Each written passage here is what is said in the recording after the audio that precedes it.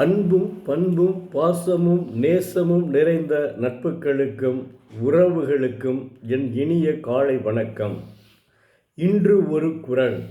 அதிகாரம் 71. குறிப்பறிதல். ஐயப்படாது அகத்தது உணர்வானை தெய்வத்தோடு ஒப்பக்கொளல்.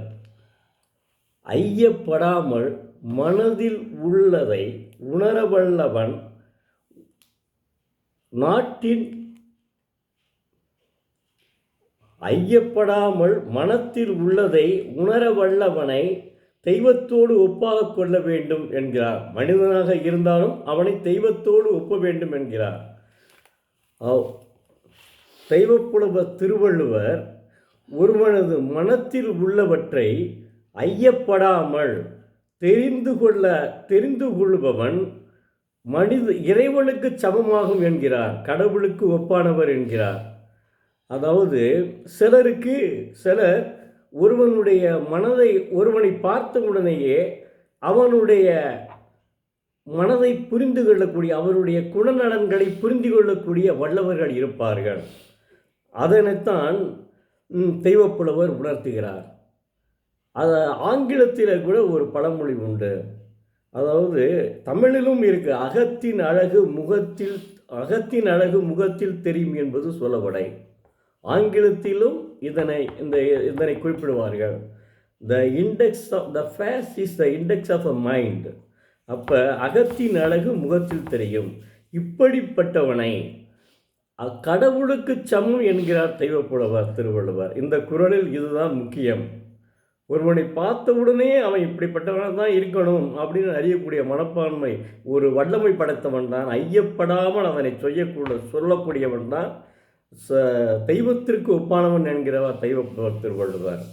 அடுத்து ஒரு குறளை பார்ப்போம். அறத்துப்பாலிலே உள்ள குறளை. அந்தணர் என்போர் அறவோர் மற்ற உயிர்க்கும் செந்தன்மை பூண்டொழுகலாம். எல்லா உயிர்களிடத்தும் செம்மையான அருளை உடையவன் அறவோர் எனப்படுவர். அவன்தான் அந்தணர் எனப்படுவர். அறவோர் ஆவார். அவருக்கு பெயர் தான் அந்தணர் எனப்படுவோர் என்கிறார். பாருங்க எவ்வளோ அற்புதமாக சொல்லியிருக்கிறாருங்க. அதாவது அந்தணர் என்போர் அறவர் மற்ற உயிர்க்கும் செந்தன்மை பூண்டொழுகலாம். எல்லா உயிர்களிடத்திலும் அன்பு செலுத்த வேண்டும் என்று எல்லா உயிர்களிடத்திலும் செம்மையான அருளை, எல்லா உயிர்களிடத்தும் செம்மையான அருளை உடையவனை மேற்கொண்டு ஒழுக வேண்டும். எல்லா உயிர்களிடத்தும் செம்மையான அருளை மேற்கொண்டு ஒழுகுத வேண்டும். அவன்தான் அந்தணர் என்கிறார். அறவோர், அந்த அறவோரைத்தான் அந்தணர் என்கிறார் தெய்வப்புலவர். அந்தணர் என்பவர் இவ்வளவு சிறப்புக்குரியவர் என்கிறார் தெய்வப்புலவர். இதனைத்தான் தொல்காப்பியத்திலேயுமே சொல்கிறாங்க. ஒரு வரி வருது. அதனால் தெய்வப்புலவர் திருவள்ளுவர் அந்தணர் என்பவர் யார் என்று சொல்லுகிறார். அந்தணர் என்போர் அறவோர் மற்ற உயிர்க்கும் செந்தன்மை பூண்டொழுகலான்.